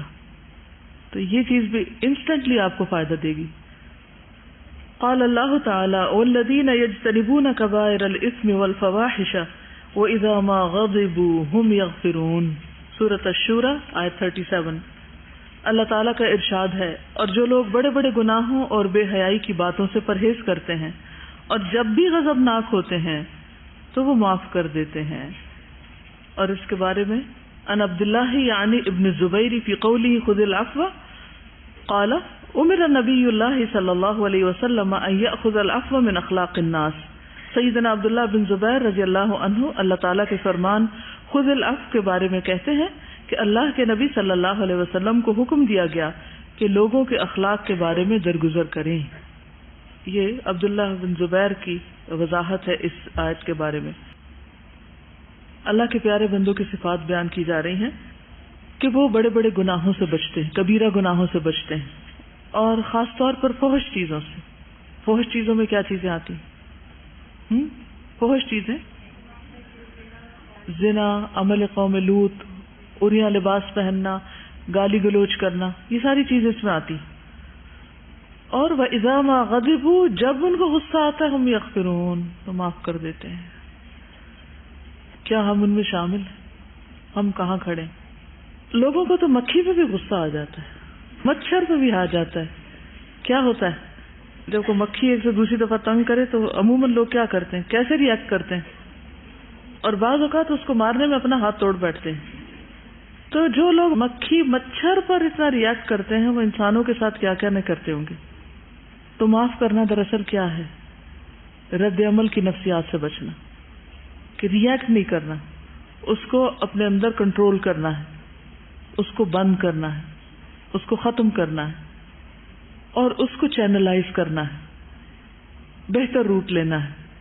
غصہ ایک خاص طرح کی انرجی بھی دیتا ہے نا, قوت بھی دیتا ہے, تو اس قوت کو اچھے کاموں میں لگا دیں. اب دیکھیے کہ ساری کائنات اس اصول پر عمل کر رہی ہے. مثلاً یہ درخت ہے, آپ درختوں کو کیا دیتے ہیں؟ درخت کیا لیتے ہیں اپنے ماحول سے ہر وقت؟ کاربن ڈائی آکسائڈ. کتنا پولوشن ہو گیا, لیکن ہمیں کیا دیتے ہیں؟ آکسیجن. وہ اگر ری ایکٹ کریں کہ اتنی پولوشن پھیلا دی انسانوں نے, کوئی آکسیجن نہیں ہمارے پاس, آج کے بعد تو دیں گے ہی نہیں. اسی طرح آپ دیکھیں ویسے گائے ہے, گھاس کھاتی, کیا دیتی ہے آپ کو؟ اس کے اندر بنتا ہے. شہد کی مکھی ہے, کیا لیتی؟ پھولوں کا رس لیتی ہے, لیکن دیتی کیا ہے؟ جس میں شفا ہے. اسی طرح جو زمین پر رینگتے کیڑے مکوڑے آپ کو نظر آتے ہیں نا, یہ بھی بہت سی گندگیوں کو سمیٹے ہوئے ہوتے ہیں. مسلسل زمین کو صاف کرنے کا عمل جاری ہوتا ہے. حتیٰ کہ مرنے کے بعد قبر میں انسان کے جسم پر جو کیڑے ہوتے ہیں وہ بھی دراصل انسان کی جتنی بھی امپیورٹیز ہوتی ہیں, گلنے سڑنے کا جتنا بھی عمل ہوتا ہے, وہ سب کو کھا کے اس کو صاف کر دیتے ہیں. تو ہمیں بھی یہ سوچنا چاہیے کہ ہم کیا دے رہے ہیں. جب لوگ ہمیں دھواں دیں, پولوشن دیں, تو پھر ہمیں کیا دینا ہے؟ آکسیجن, تاکہ اچھی طرح سانس لیا جا سکے اس ماحول میں, اس گھر میں. لوگ اگر ہمیں گھاس جیسی چیز دیں تو بدلے میں ہم ان کے ساتھ دودھ دینے والا عمل کریں. جب تک یہ رویہ نہ ہو, یہ سوچ نہ ہو, تو آپ احسان کر ہی نہیں سکتے, معاف کر ہی نہیں سکتے, درگزر کر ہی نہیں سکتے. سازا جیسے ابھی آپ نے مثال دی نا درختوں کی, تو اگر درخت زیادہ ہوں گے تو پولوشن کم ہوگی, اور ایسے لوگ جو معاف کرنے والے ہیں وہ سوسائٹی میں ہوں گے تو اس سوسائٹی میں رہا جا سکتا ہے, ورنہ اتنی سفوکیشن ہو جائے گی کہ آپ رہ نہیں سکتے. جس گھر میں معاف کرنے والے لوگ نہ ہوں, سخت سفوکیشن ہے. جس ادارے میں, جس کلاس میں, جس بھی ورک پلیس پر لوگ ایک دوسرے کو معاف نہ کریں, وہاں اسی قسم کی ہر وقت کھٹ پٹ لگی رہتی ہے, اور ساری انرجی منفی کاموں میں ضائع ہو جاتی. اب یہ دیکھیے اس آیت میں یہ نہیں کہا کہ غصہ آتا ہی نہیں ان کو, وہ فرشتے ہیں, وہ اذا ما غضبوا, غصہ تو آتا ہی آتا ہے, ہر ایک کو آتا ہے, لیکن ان کے غصے کے اظہار کا طریقہ کیا ہے؟ وہ بخشش ہے, وہ مغفرت ہے. یعنی قرآن مجید میں یہ نہیں فرمایا گیا کہ والذین لم یغضبوا, وہ لوگ جو غصہ کرتے نہیں, بلکہ غصہ آ جائے تو وہ اس کو پی جاتے ہیں. والکاظمین الغیظ. تو اصل قوت انسان کی کیا ہے کہ غصہ آنے کے بعد اس کو پی جائے. اور جب آپ بار بار پینے والا عمل دہراتے ہیں تو پھر غصہ آنے کی جو سپیڈ ہے وہ بھی تھوڑی کم ہو جاتی ہے. پھر آپ غصے والی بات پر ہی غصہ کرتے ہیں, ہر چھوٹی بڑی بات پر غصے میں نہیں آتے. استاذہ وہ جو ابھی آپ نے بولا نا کہ کوئی آپ کو مطلب غصہ کرے تو آگے سے اسمائل دینے کا, تو ڈیورنگ ٹریولنگ لائک جہاز میں اگر آپ ایئر ہوسٹس کا رویہ دیکھیں نا تو ان کو اتنا سم ٹائم تنگ کرتے ہیں and they are continuously smiling. تو میں کہہ رہی تھی یا اللہ she is paid to smile, اور ہم لوگ اللہ کی خاطر معاف نہیں کر سکتے. بالکل. اسی طرح کسی بھی دکان پہ چلے جائیں جو کسی کی اپنی ذاتی دکان ہو، نوکری نہ کر رہا ہو وہاں، کہتے ہیں نا ویسٹ میں کہا جاتا ہے کہ customer is always right. Customer is always right. وہ جتنی بھی کمپلینٹس کرے، وہ جتنی بھی شکایتیں کرے، تو اس پر غصہ نہیں کرنا، کیونکہ کاروبار بگڑ جائے گا، نفع حاصل نہیں ہوگا. تو اسی طرح جب بھی کسی کے ساتھ آپ معاملہ کر رہے ہوں لین دین کا، تو جب آپ کاروبار میں نوکری کی خاطر پے لے کے آپ اسمائل کر سکتے ہیں، تو اللہ سے بڑا اجر لینے کے لیے بھی اسمائل کرتے جائیے. یہ جو ہے نا واللہ یحب المحسنین، تو بعض ہم سمجھتے ہیں کہ اگر ہم محسن یا بہت اچھے ہیں تو لوگوں کو ہم سے اچھا ہونا چاہیے، مسٹ ہم اس کو کر لیتے ہیں. ہمیں غصہ اس وقت اور زیادہ آتا ہے جب ہم بہت اچھے ہوتے ہیں لیکن دوسرے لوگ ہمارے ساتھ وہ نہ کریں، تو یہ ڈبل ہو جاتا ہے ایک ڈوز اس کی. جبکہ یہاں پہ کہا یہی جا رہا ہے کہ جب آپ محسن ہوں گے تو آپ کا ریوارڈ اس وقت کاؤنٹ ہوگا کہ اب آپ کیسے ریئیکٹ کرتے ہیں. پھر اگلا لفظ جو ہے آرز عن الجاہلین، تو یہ بات خود ہی واضح کر دی گئی کہ وہ نادان ہیں اس لیے ایسا کر رہے ہیں. اگر ہم انہیں نادان نہیں سمجھتے، ہم سمجھتے ہیں کہ جان بوجھ کے کر رہے ہیں، یا ہم اسے جہالت نہیں سمجھتے، ہم اس کو اپنے لیول پر ٹریٹ کرنے لگتے ہیں. اب جب ہمیں جہالت یا نادانی کا اگر مارجن دیتے ہیں ان کو، تو پھر آتا ہے صبر و غفرہ. یعنی صبر اس وقت آئے گا کہ ان کو پتہ نہیں ہے، یہ جانتے نہیں تھے. پھر اسی طرح یہ جو بات آ رہی ہے نا من عزم الامور، کہ کسی بھی جاہل کو ڈیل کرنا یا کسی ایسے نادان کو ڈیل کرنا جو ہوتا ہے وہ واقعی بڑا مشکل کام ہو جاتا ہے اس وقت جب آپ اپنے آپ کو جذبات کو بھی کنٹرول کرنا پڑے جائے ساتھ اس کے. اور جیسے خاص طور پر شوہروں کی بات ہوئی یا بچوں کی بات ہوئی، کیونکہ جو ہمارے قریبی ہوتے ہیں انہی سے ہمیں عام طور پر شکایتیں ہو جاتی ہیں، تو کچھ لوگ بہت جلدی ہینڈز اپ کر دیتے، ہم نہیں ان کو سکھا سکتے، ہم ان کے ساتھ نہیں گزارا کر سکتے، اور فوراً کس پہ آ جاتے ہیں؟ گھر توڑنے. لیکن عزم الامور، اگر آپ ارادہ کر لینا کہ میں اس کا دل جیت کے چھوڑوں گی، تو آپ کے لیے بہت سی چیزیں آسان ہو جائیں گی. اور اس کے لیے عزم بھی چاہیے، صبر بھی چاہیے، معاف کرنا بھی چاہیے. اوکے، وآخر دعوانا ان الحمد للہ رب العالمین. سبحانک اللہم وبحمدک، اشہد ان لا الہ الا انت، استغفرک واتوب الیک. السلام علیکم ورحمۃ اللہ وبرکاتہ. کیا حال ہے سب کا؟ نحمده ونصلي على رسوله الكريم، اما بعد فاعوذ بالله من الشيطان الرجيم. بسم الله الرحمن الرحيم. رب اشرح لي صدري ويسر لي امري واحلل عقدة من لساني يفقهوا قولي. العفو کے بارے میں کچھ سوچا، معاف کرنے کے بارے میں.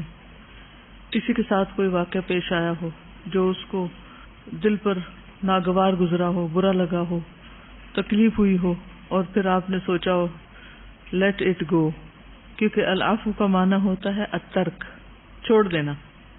یہ چیزیں جب ہم بار بار ریپیٹ کرتے ہیں، بار بار پڑھتے ہیں، تو اس وقت ریمائنڈر جب ملتا ہے تو ہی یاد رہتی ہیں، چاہے ویسے ہم نے جتنا بھی قرآن پڑھا ہو یا کچھ بھی ہو. یعنی جب تک ہم پریکٹیکل سے اپنے اوپر نہیں گزارتے وہ بات بھول جاتے ہیں. حالانکہ یہ بات پہلے کتنی دفعہ پتہ تھی ہمیں، لیکن کسی نے ایسے کوئی بات ہو رہی تھی کسی سے، تو انہوں نے ذرا ہارش جملے کچھ ایسے کہے کہ میں سوچ رہی اپنے آپ کو کمپیریزن کر رہی تھی کہ ان کی تو عادت ہے کہ یہ ایسے بات ہو جاتی ہے، لیکن میرے اندر کیا چینج ہے اس بات سے. تو اس سے مجھے اپنے اندر یہی چینج لگا کہ بالکل بھی کوئی چیز بری نہیں لگ رہی تھی، بلکہ آرام سے یہ لگ رہا تھا کہ کوئی بات نہیں ہے، اچھا ہی تو مجھے تو اجر ہی مل رہا ہے، اور کیا یعنی کوئی خاص فرق نہیں پڑا، اجر یعنی ہو رہا ہے جتنی دیر یہ چیز جا رہی ہے. یہاں تھوڑی سی بات میں ایڈ کروں گی کہ اس کے لیے لفظ حلم بھی استعمال ہوتا ہے.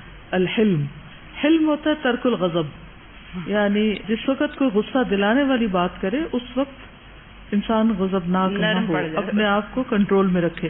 اور اب ہوتا ہے جب کوئی چیز چپ جائے، اندر آ جائے، تو پھر اس کو نکال باہر پھینکے اور اس کو جانے دے، اس کو دل پر نہ لے. یعنی اس وقت یہ لگ رہا تھا کہ جیسے کوئی بات نہیں، میرے لیے تو اجر ہی کی بات ہے، چلو کچھ بھی کوئی کہہ دے تو کیا فرق پڑتا ہے.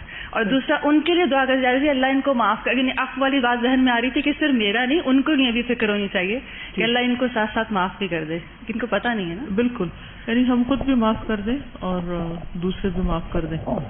اور یہ کب ہوتا ہے؟ جب انسان کو اپنی پکڑ کا ڈر ہوتا ہے کہ اگر میں کسی کو معاف نہیں کروں گا تو میرا کیا بنے گا.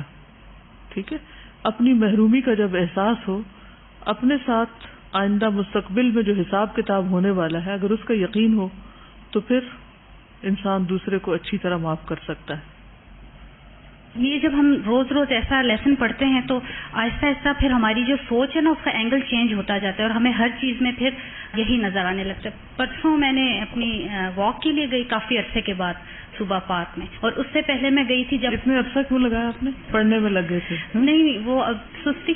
پڑھنے کی وجہ سے نہیں, پڑھنے کی وجہ سے نہیں. جب ہم دین میں آتے ہیں تو ہم واک ایکسرسائز سب کچھ چھوڑ بیٹھتے ہیں. نہیں, بس ویسے لاپرواہی تھی.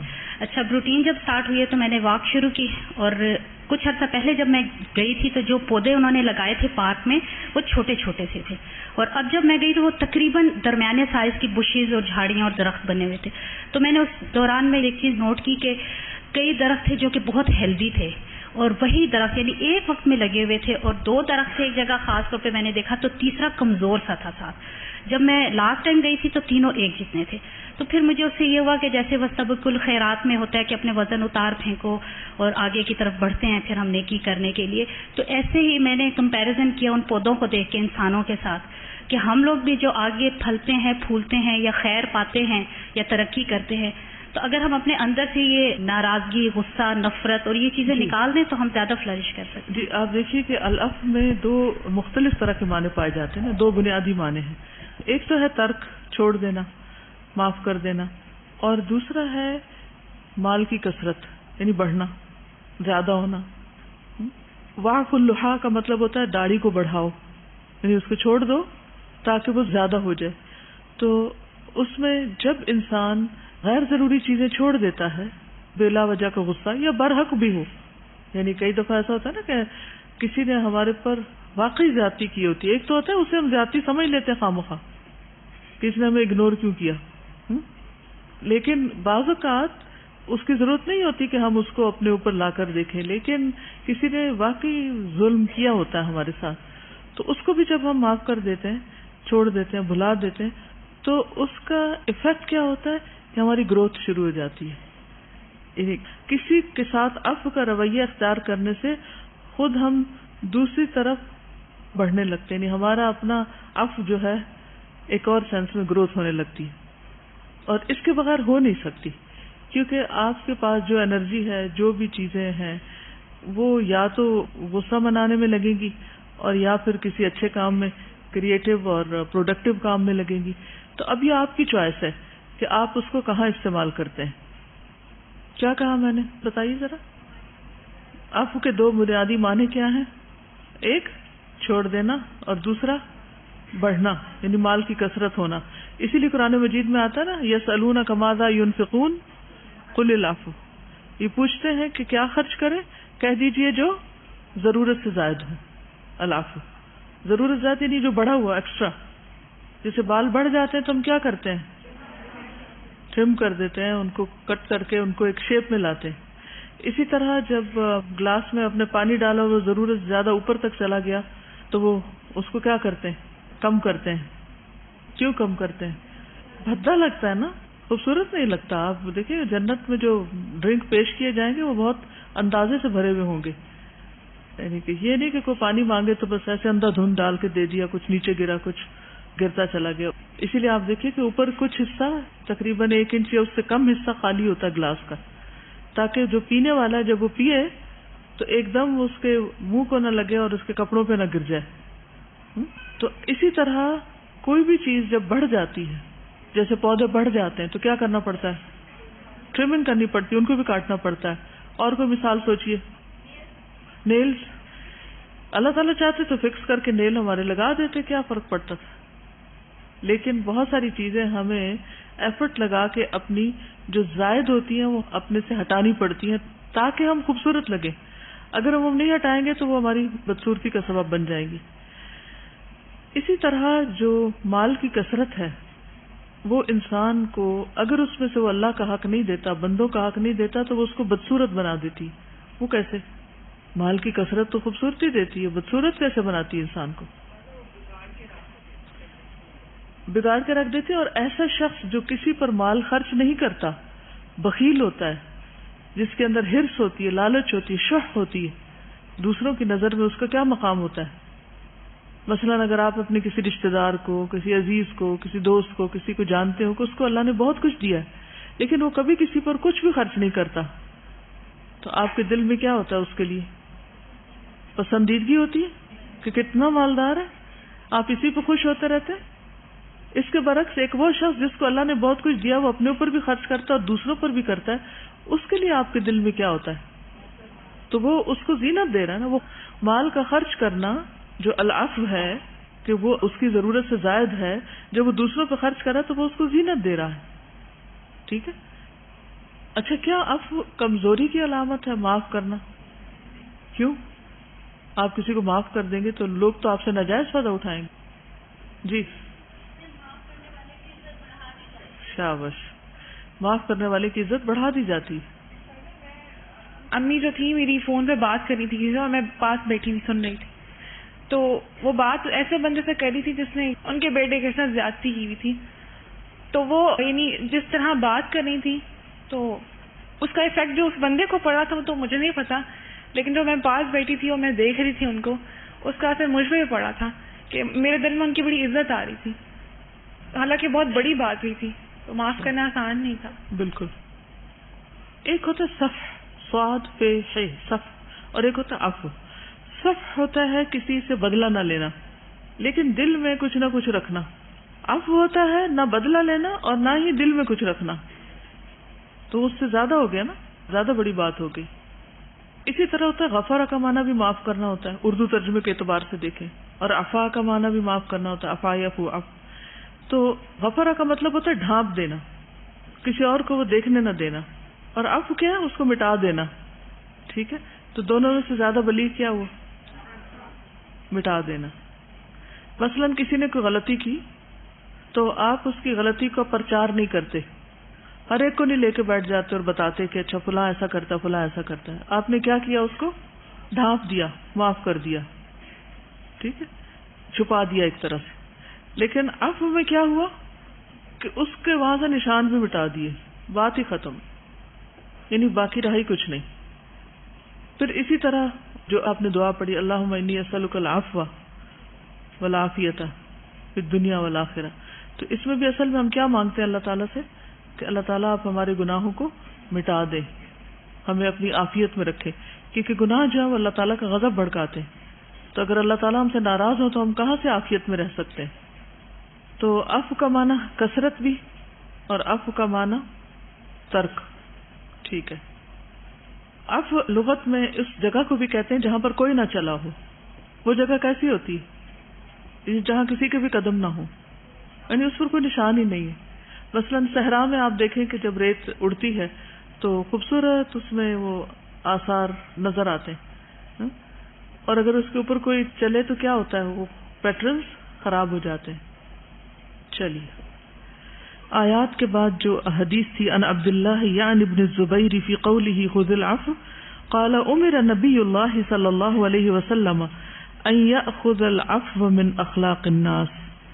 سیدنا عبداللہ بن زبیر رضی اللہ عنہ اللہ تعالیٰ کے فرمان خذ العفو کے بارے میں کہتے ہیں کہ اللہ کے نبی صلی اللہ علیہ وسلم کو حکم دیا گیا کہ لوگوں کے اخلاق کے بارے میں درگزر اختیار کریں. اس کا کیا مطلب ہے؟ کہ لوگ جیسا بھی اخلاق برتیں وہ ان کو معاف کرتے رہیں. خذ العفو یعنی مٹاتے رہیں، درگزر کرتے رہیں، اس کو مسئلہ نہ بنا لیں. اور یہ ایک داعی کے لیے بڑی اہم صفت ہے. جو شخص دین کی طرف بلاتا ہے اس کے لیے بہت ضروری ہے کہ وہ لوگوں کی بد اخلاقیوں، بدتمیزیوں اور ان کی بدعنوانیوں اور بہت سی اور بری باتوں سے تجاوز کرتا رہے، صرف نظر کرتا رہے، درگزر کرتا رہے. کیونکہ اگر انسان ان کو ایشو بنا لے اور جھگڑے کا باعث بنا لے تو نہ وہ خود آگے بڑھ سکتا ہے، کیونکہ وہ بھی اس میں الجھ کے کیا ہوگا، ضائع ہو جائے گا. اور دوسرا یہ کہ ان کو بھی کھو بیٹھے گا، وہ بھی ہاتھ سے چلے جائیں گے. مثلا آپ اگر یہاں سے کچھ پڑھتی ہیں اور جا کے اپنے گھر والوں سے یا کسی سے بھی شیئر کرنا چاہتی ہیں تو پھر کیا ہوتا ہے اس وقت؟ اگر آپ کی اور ان کی کوئی لڑائی چل رہی یا کوئی چپکلش ہے یا کوئی جھگڑا فساد ہے تو کیا آپ ان کو وہ دے سکتی ہیں جو آپ دینا چاہتی ہیں؟ مثلا آپ اپنی بہن یا بھائی کو کچھ بتانا چاہتی اور اس سے پہلے کہ آپ انہیں کچھ بتائیں انہوں نے آپ کے ساتھ کوئی ایسی زیادتی کی کہ آپ کا موڈ خراب ہو گیا. اب یا تو آپ اپنے موڈ کو لے کے بیٹھیں گے تو یا پھر آپ اس بات کو بھلا کر درگزر کر کے گویا کچھ ہوا ہی نہیں. صاف دل سے آپ اپنا کام جاری رکھیں گے. کوئی بھی شخص دین کا کام جاری رکھ ہی نہیں سکتا جب تک اس کے اندر عفو کی صلاحیت نہ ہو، جب تک اس کے اندر یہ اخلاق نہ ہو، ورنہ لوگوں کے برے برے رویے انسان کو بٹھا دیں گے، پریشان رکھیں گے اور وہ کچھ بھی نہیں کر سکتا. اچھا، ایک ہوتا ہے عفو پریٹینڈ کرنا. پریٹینڈ کرنے کا مطلب کیا ہے؟ دکھاوے کا عفو. اور دل کے اندر گرج رکھنا. کیا اللہ سبحانہ و تعالیٰ نہیں دیکھتا؟ الم یعلم بان اللہ یرا. اگر دل سے گرج نکلا ہی نہیں، دل سے معاف کیا ہی نہیں، دل اچھا کیا ہی نہیں، اور آپ اوپر اوپر سے صرف تصنع سے اور ایک مصنوعی اخلاق پیش کر رہے ہیں، تو کیا اس سے آپ کی تبلیغ مؤثر ہوگی؟ ہاں، کبھی بھی نہیں ہوگی، کبھی بھی نہیں ہوگی. نبی صلی اللہ علیہ وسلم اتنے کامیاب کیوں تھے؟ ان کی کامیابی کی بڑی وجہ کیا تھی؟ یہی اخلاق. ان یأخذ العفو من اخلاق الناس، کہ لوگوں کے اخلاق کے بارے میں درگزر کریں.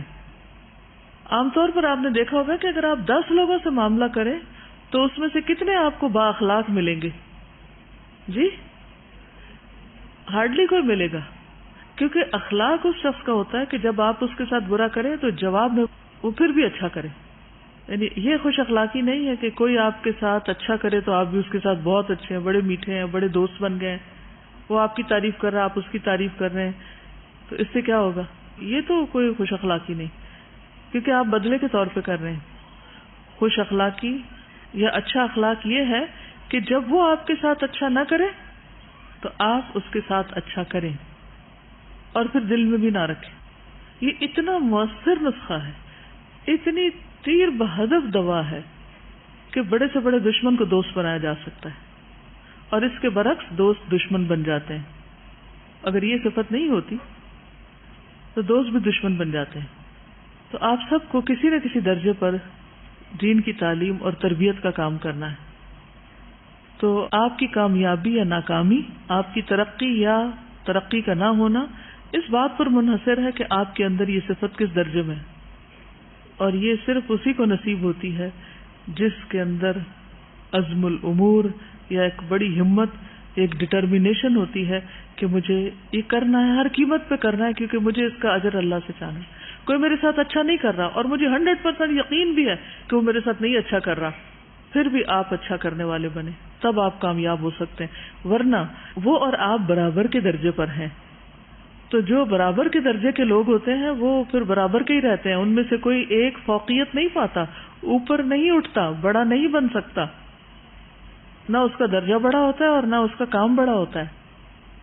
تو یہ فیصلہ آپ کا اپنا ہے کہ آپ نے گرج پالنے ہیں، آپ نے کہیں نہ کہیں کچوکے لگاتے رہنا ہے، دوسرے کو کسی نہ کسی طرح تکلیف پہنچاتے رہنا ہے، اور انتقامی طور پر، یعنی کہ اس نے چونکہ میرے ساتھ یہ کیا تھا اس لیے میرا حق بنتا کہ میں کروں. تو چونکہ آپ کی ذات ہے نا بیچ میں، آپ اپنی ذات سے اٹھ نہیں سکے تو دین کی خدمت نہیں ہو سکتی آپ سے. آپ اس کے لیے کوالیفائی نہیں کرتے، آپ کوالیفائی نہیں کرتے. تو جو جس پیشے کے لیے کوالیفائی نہ کرے اس نے وہاں خیر لانے کی بجائے اور کام خراب کرنا ہے، خیر کی بجائے اور بگاڑ آئے گا. جی آپ آمین سجدہ میں وہ آیات جو ہیں اس میں بہت اچھی ترتیب یہی ملتی ہے، وَمَنْ أَحْسَنُ قَوْلًا مِّمَّنْ دَعَا إِلَى اللَّهِ وَعَمِلَ صَالِحًا وَقَالَ إِنَّنِي مِنَ الْمُسْلِمِينَ وَلَا تَسْتَوِي الْحَسَنَةُ وَلَا السَّيِّئَةُ ادْفَعْ بِالَّتِي هِيَ أَحْسَنُ فَإِذَا الَّذِي بَيْنَكَ وَبَيْنَهُ عَدَاوَةٌ كَأَنَّهُ وَلِيٌّ حَمِيمٌ.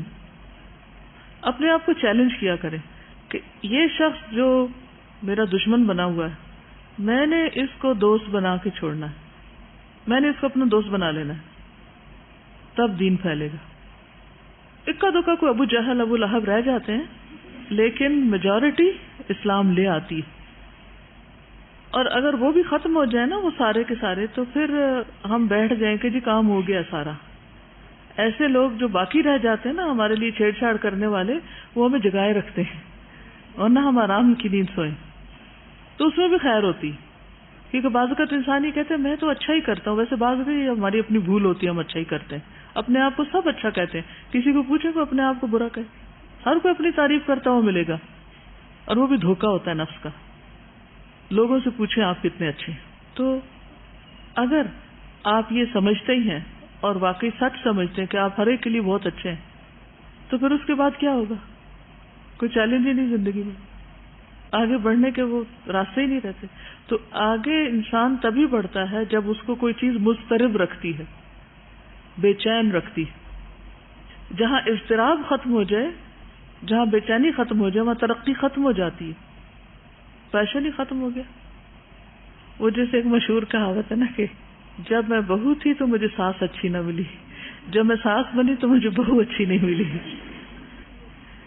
اکثر کا یہ قصہ ہے, کیونکہ ہم جو اچھے ہیں, ہم نے اپنے آپ کو اچھائی کے پائٹی کے پیڈسٹل پہ کھڑا کیا ہوا ہے, ہم یہاں ہیں اور دوسرے سب نیچے ہیں. جس دن ہماری غلطیاں ہمیں نظر آنے لگ گئی نا, اور اللہ سے دعا کر کر کے اپنی غلطیاں دیکھیں, وہ دکھائے آپ کو, تو اس دن سمجھ آ جائے گی کہ ہم کہاں غلط کر رہے ہیں, کہ کسی طرح ہم کام کر ہی نہیں پا رہے. سارے گھر والے ہمارے خلاف ہیں. اکثر لوگ کہتے ہیں نا گھر والے ہمارے الہدیٰ آنے پہ بڑی خلاف ہیں, لیکن بہت سے لوگ یہ کہتے بھی سنائی دیے ہیں کہ وہ بہت خوش ہو گئے ہیں ہم سے اور وہ ہمیں سپورٹ کر رہے ہیں اور ہمیں بھیجتے ہیں. تو میں ہمیشہ سوچتی ہوں, ایک سے میں ایک فیڈ بیک لے رہی ہوں, دوسری سے دوسری لے رہی ہوں, فرق کس چیز کا ہے؟ کس چیز کا فرق ہے کہ ایک کے گھر والے سپورٹ کر رہے ہیں کہ جاؤ ضرور جاؤ, اور دوسرا کہتے ہیں بالکل نہ جاؤ؟ کوئی تو وجہ ہے نا. یعنی ہو سکتا ہے کہ آپ نے ان کو الہدیٰ کی یا اپنے اخلاق کی ایسی تصویر دکھائی ہو کہ جو ایک کے لیے سخت ناپسندیدہ, اور دوسرے کو دکھائی ہو جو اس کے لیے بہت پسندیدہ ہو, اور وہ آپ کے لیے چاہتا ہے کہ آپ ضرور ایسی جگہ جائیں جہاں آپ کی گروتھ ہو رہی ہے, آپ ایک اچھے انسان بن رہے ہیں. یہ ہر انسان کے اندر خیر ہے. اور اکثر اگر ہم سب اپنے دلوں کا جائزہ لینا تو ہم حقیقت میں اتنے ٹچی لوگ ہیں نا کہ ذرا سی بات ہماری مرضی کے خلاف ہو جائے نا, وہ بار بار چبھے گی ہمیں, بار بار چبھتی. آج صبح میں پڑھ رہی تھی امام ابن القیم الجوزی کی کتاب ہے الفوائد, تو اس میں وہ لکھتے ہیں کہ دل جو ہے انسان کا یہ سب سے زیادہ نازک چیز ہے. اسی لیے دل کو آئینہ بھی کہتے ہیں, جیسے کہ فطری کانسیپٹ ہے نا کہ چھوٹی سی چیز بھی اس کے اوپر بہت جلدی اپنا اثر ظاہر کرتی ہے. مثلاً کوئی بھی چیز آپ کے ہاتھ پر اثر انداز بڑی دیر سے ہوتی ہے, باقی چیزوں پر دیر سے ہوتی, لیکن آنکھ سے کچھ دیکھ لیں, کان سے کچھ سن لیں, کچھ سونگھ لیں, کسی کا کوئی رویہ دیکھ لیں, کوئی چیز آپ کی شان کے خلاف کوئی ہو جائے تو دل کے اوپر فوراً کیا آتا ہے؟ ایک بال سا آ جاتا ہے, ایک اثر سا آ جاتا ہے. اب عفو کیا ہے؟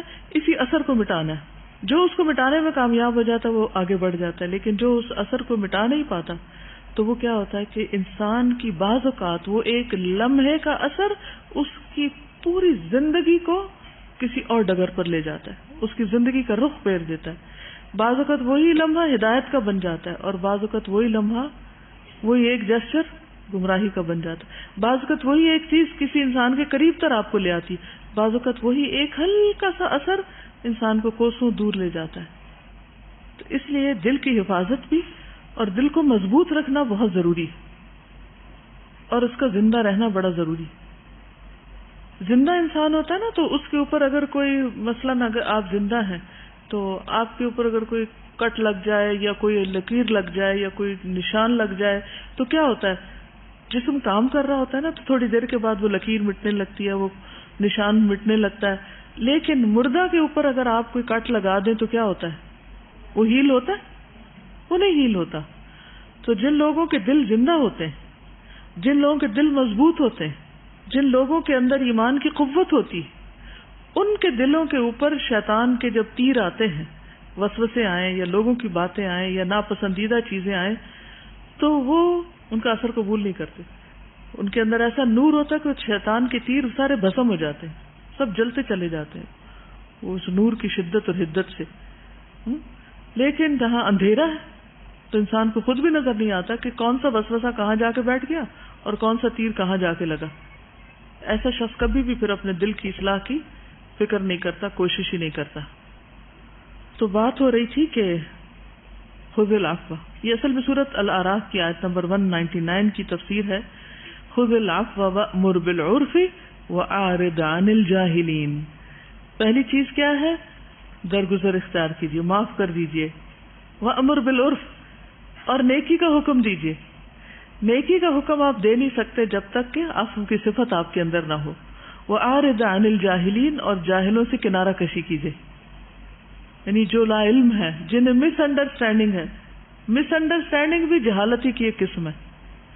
لا علمی ہے نا، تو جنہیں کوئی مس انڈرسٹینڈنگ ہے، لا علمی ہے، جہالت ہے، جو آپ کو نہیں جانتے، جو آپ کی حقیقت نہیں سمجھتے، جو آپ کے خیر کو نہیں پہچانتے، تو پھر کیا کریں؟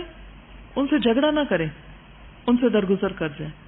ان سے درگزر کیسے کیا جا سکتا ہے؟ جاہلوں سے کنارہ کشی کیسے کی جا سکتی ہے؟ کہ ان کی باتوں کو امپورٹنس نہ دی جائے. اب دیکھیں کسی کی زبان آپ روک سکتے ہیں کہ پلیز مجھ پہ کوئی الزام نہیں لگانا ورنہ میں یہاں پڑھا نہیں سکتی، پلیز میرے بارے میں برا نہیں سوچنا، میں ایسی نہیں ہوں، اگر آپ نے برا سوچا تو میں یہاں نہیں پڑھاؤں گی. پھر آپ کو کیا یہ چلے گا؟ یہ نہیں چلے گا. ہم کسی کو نہیں روک سکتے کہ وہ ہمارے بارے میں کیا سوچے، کیا کرے، کیا کہے، کیا بولے. اب لوگ کیا بولتے ہیں، کبھی سنی سنائی باتیں، پوری طرح وہ چیز دیکھتے نہیں، جو اس کو کل کے اوپر لگا دیتے ہیں.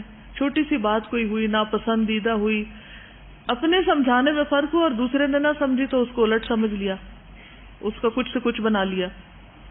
تو یہ مس انڈرسٹینڈنگز اور یہ جہالت کی باتیں تو ہوتی رہیں گی، اور آپ دن رات سنیں گے. تو کیا آپ ہر چیز میں ڈیفینسو ہو جائیں گے؟ ہر بات کا آپ جواب دینے لگیں گے اور ہر چیز کو ایکسپلین کرنے لگیں گے لوگوں کو؟ پھر تو زندگی اسی میں ہی رہ جائے گی. ٹھیک ہے نا؟ تو کیا کرنا ہے؟ اعرض عن الجاہلین، جن کو مس انڈرسٹینڈنگ ہے ان سے کنارہ کشی کریں. ہر وقت ان کے بیچ میں بھی نہ بیٹھیں، جینا دوبر کر دیں گے، ان سے ایک طرف ہو کر رہیں. اور یہ اتنی زبردست نفسیاتی تدبیر بتائی گئی ہے اعراض کی کہ جس میں انسان کی ترقی کا راز چھپا ہوا ہے. صالحین کی مجالس میں آپ بیٹھیں گے تو ایمان میں اضافہ لے کر اٹھیں گے. جاہلین کی مجالس میں آپ بیٹھیں گے تو کیا لے کر اٹھیں گے؟ جو تھا وہ بھی لٹا کے اٹھیں گے.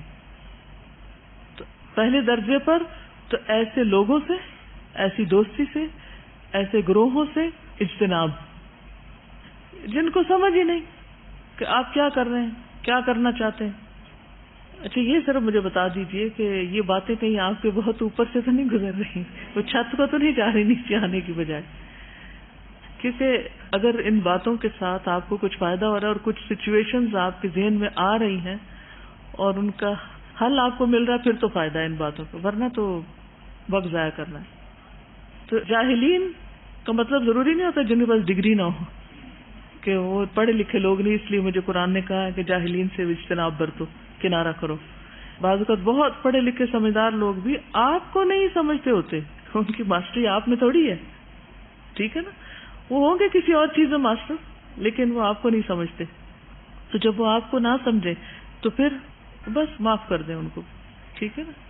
یعنی اپنی ویلیو کسی ایسے سے مت پوچھیں جس کو ویلیو کرنا آتا ہی نہ ہو. آپ کیا کر سکتے ہیں اور کیا کر رہے ہیں. آپ دیکھیے کہ جیسے اب مکہ والے جو تھے، کیا وہ کم سمجھدار اور پڑھے لکھے؟ ابو جہل جو ابو الحکم تھا، مکہ کا سب سے زیادہ پڑھا لکھا انسان تھا، ہائیلی ایجوکیٹڈ، اور وہ جانتا بھی تھا پروفٹ کیا لے کر آئے، لیکن اس کی جو اندر کی انا، ایگو، تکبر وغیرہ تھا، اس نے اس کو جاہل بنا رکھا تھا. اسی طرح قریش کا قبیلہ جو تھا یا اہل مکہ